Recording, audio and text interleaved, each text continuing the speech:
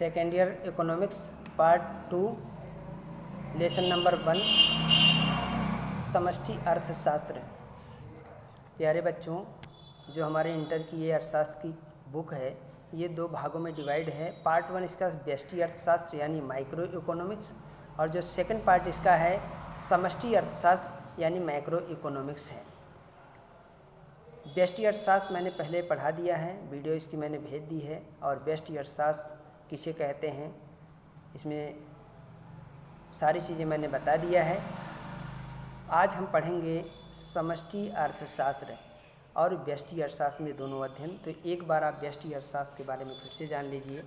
व्यष्टि अर्थशास्त्र जो होता है वो संपूर्ण अर्थव्यवस्था के किसी एक भाग का अध्ययन किया जाता है, तो उसे व्यष्टि अर्थशास्त्र कहा जाता है।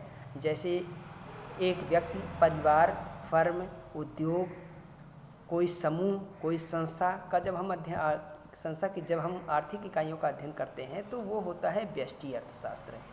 और समष्टि अर्थशास्त्र के अंतर्गत क्या होता है कि जब संपूर्ण अर्थव्यवस्था का अध्ययन एक साथ किया जाता है तो वो जो है होता है हमारा समष्टि अर्थशास्त्र। यानी समष्टि अर्थशास्त्र संपूर्ण अर्थव्यवस्था का अध्ययन होता है और व्यष्टि अर्थशास्त्र जो होता है संपूर्ण अर्थव्यवस्था के छोटे छोटे अंगों का अध्ययन होता है। तो ये दोनों में डिफरेंस है।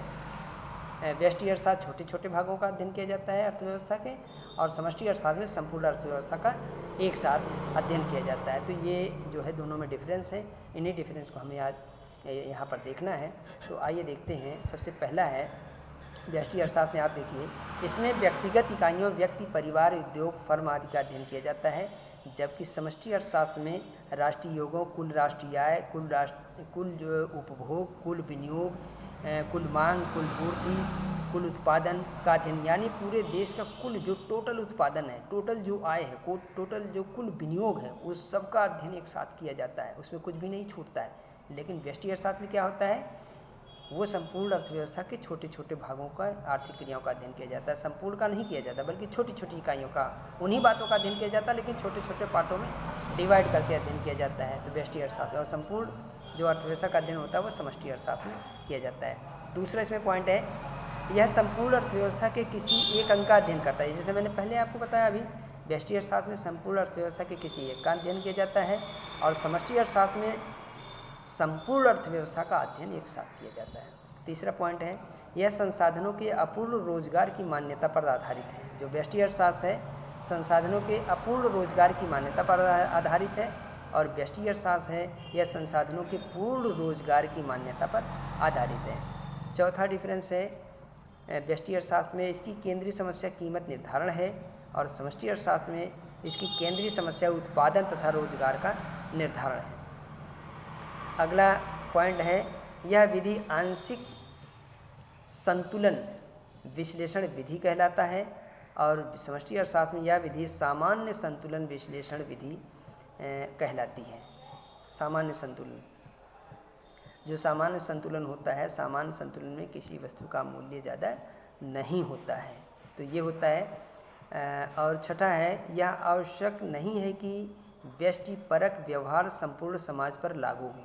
व्यष्टि अर्थशास्त्र में कह रहा है कि यह आवश्यक नहीं है कि व्यष्टिपरक व्यवहार संपूर्ण समाज पर लागू हो, लेकिन समष्टि अर्थशास्त्र क्या कहता है, सामूहिक व्यवहार संपूर्ण अर्थव्यवस्था पर लागू होता है। ये अगला जो है हमारा अंतर है।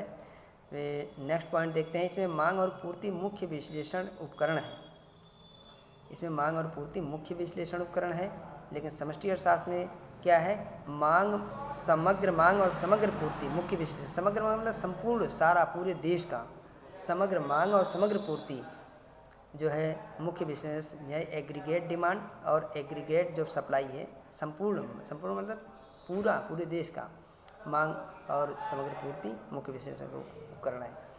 आठवां है, ये विश्लेषण अपेक्षाकृत सरल है क्योंकि ये छोटी छोटी इकाइयों में डिवाइड है, इसलिए जो है इसका विश्लेषण आसानी से हो सकता है। लेकिन जो समष्टि अर्थशास्त्र है इसका विश्लेषण अत्यंत जटिल है, क्योंकि संपूर्ण देश का एक साथ इसका जो एनालिसिस हम विश्लेषण करेंगे तो ये थोड़ा जटिल होता है। लेकिन छोटी छोटी इकाइयों का करते हैं तो वो बड़ा ईजी होता है, सरल होता है। और इसका लास्ट पॉइंट है, यह योग को टुकड़ों में तोड़ने की क्रिया।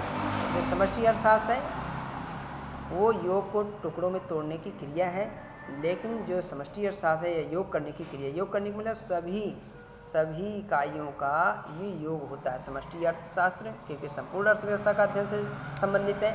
और व्यष्टि अर्थशास्त्र है, ये संपूर्ण योग जो होता है उसको टुकड़ों में डिवाइड करके उसका अध्ययन किया जाता है। तो आज इसमें व्यष्टि अर्थशास्त्र और समष्टि अर्थशास्त्र में कुछ जो मूलभूत अंतर हैं वो मैंने आपको बता दिया है। इसे आप, क्योंकि दूसरा चैप्टर अभी शुरू हुआ है पिछले 1-2 वीडियो से, तो उसको आप क्रम वाइज इसे अपनी कॉपी में नोट करते चलिए और इसको ध्यानपूर्वक वीडियो को देखिए, समझिए।